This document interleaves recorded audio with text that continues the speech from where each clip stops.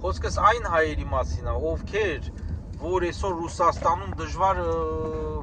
մոլորված վիճակի մեջ են։ Նրանց մասին չեմ խոսում, ովքեր որ հոգով սրտով կամավոր դվիրվել են, ասենք, ճուժո երկրին ու իրանց ցակումը իրանք դասում են ավելի ցածր։ Այն մարդիկ, որ ինքնասիրություն ունեն, հարգանք ունեն իրանց հանդեպ, բարձր ինքնագնահատական, չէ, առաջինը մի մասը 2000 թվերին են դուս եկել, ոնց որ ես, որտեվ տեսանք, որ Պուտինն եկավ ղեկին երկիրը տանում է ճահիճի մեջ,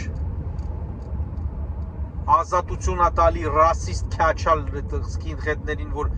տարին 100-ավոր մարդիկ են սպանում, բայց էդի հարցը դրա մեջ չի, հարցը նրա մեջ է, որ դա անհարգության նշան է։ Եթե ինձ իմ ծագումը միտեղ չեն հարգում, ես կյանքում դե չեմ ապրի, չեմ ծառայի այդ մարդկանց։ Եթե կարամ ես հեղափոխություն անեմ, կանեմ, բայց եթե չեմ կարա,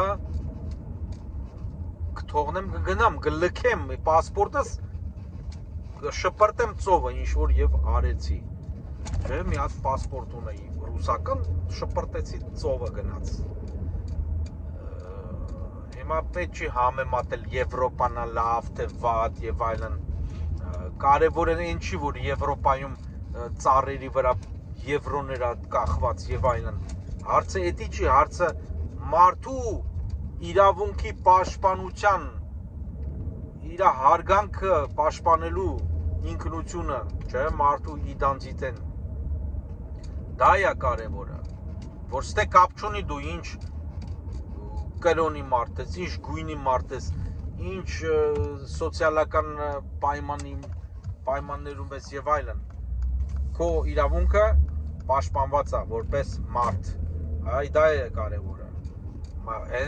Կարևոր է նրանց համար, ովքեր իրանց հարգում են։ Հիմա եթե հնարավորություն ունեք, ավելի լավ Հայաստան, մենք մեր վախտով չէինք կարայինք, բայց չէինք ուզում Հայաստան վերադառնալ, որտեղ Հայաստանը նույն Կրեմլի ագենտներն էին ղեկավարում, տարբերություն չկար։ Բայց հիմա տարբերություն կա։ Ու եթե Հայաստան էլ չգնաք, ավելի լավ է ուրիշ տեղ գնաք։ Ոսկի Եվրոպա, Ամերիկա, ցիվիլիզացված երկրներ, որտեղ մարդը